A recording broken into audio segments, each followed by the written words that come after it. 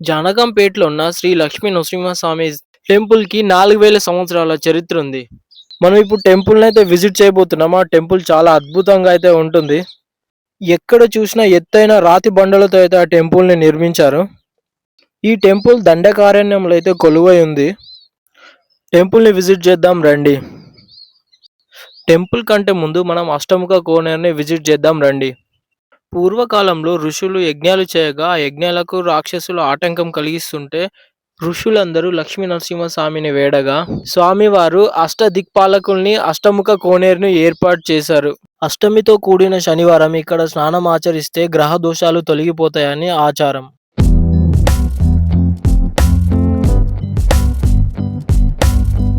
ఇది temple back side అనమాట. అక్కడ మెట్లపై నుంచి టెంపుల్ పైన కూడా ఎక్కొచ్చు. ఇక్కడ ఉమామహేశ్వర స్వామి కూడా కొలువై ఉన్నారు. ఎత్తైన గజస్తంభంతో టెంపుల్ అనేది ఉంటుందన్నమాట. మనం ఉమామహేశ్వర స్వామిని కూడా దర్శించుకుందాం రండి.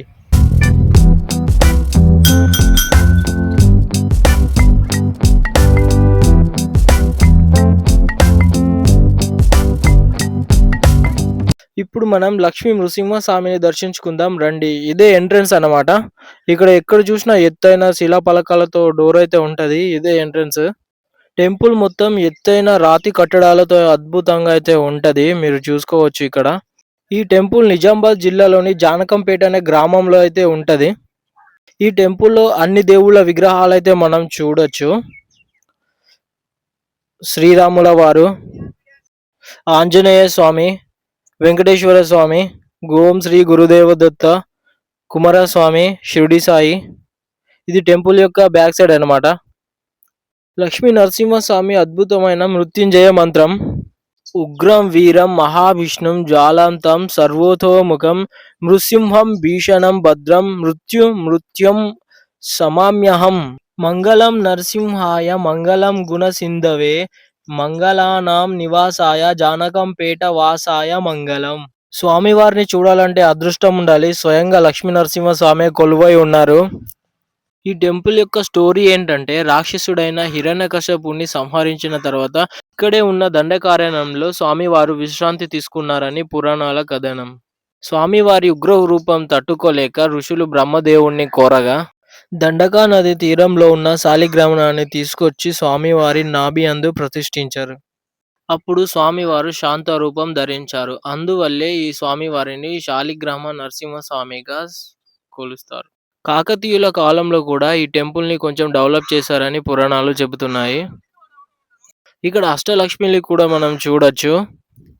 టెంపుల్ బ్యాక్ సైడ్ అన్నమాట ఇది. సంతాన లక్ష్మి, ధైర్యలక్ష్మి, ఆదిలక్ష్మి, గజలక్ష్మి, భాగ్యలక్ష్మి, ఆరోగ్యలక్ష్మి, ధనలక్ష్మి.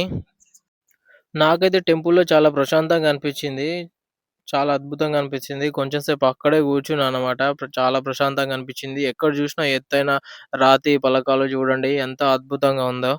మొత్తం రాతి బండలతో అయితే కన్‌స్ట్రక్ట్ చేశారు చూడండి. ఎంత అద్భుతంగా అనిపిస్తుందో. చాలా ప్రశాంతంగా అయితే ఉంటది. ఇదంతా టెంపుల్ ఆవరణం అన్నమాట.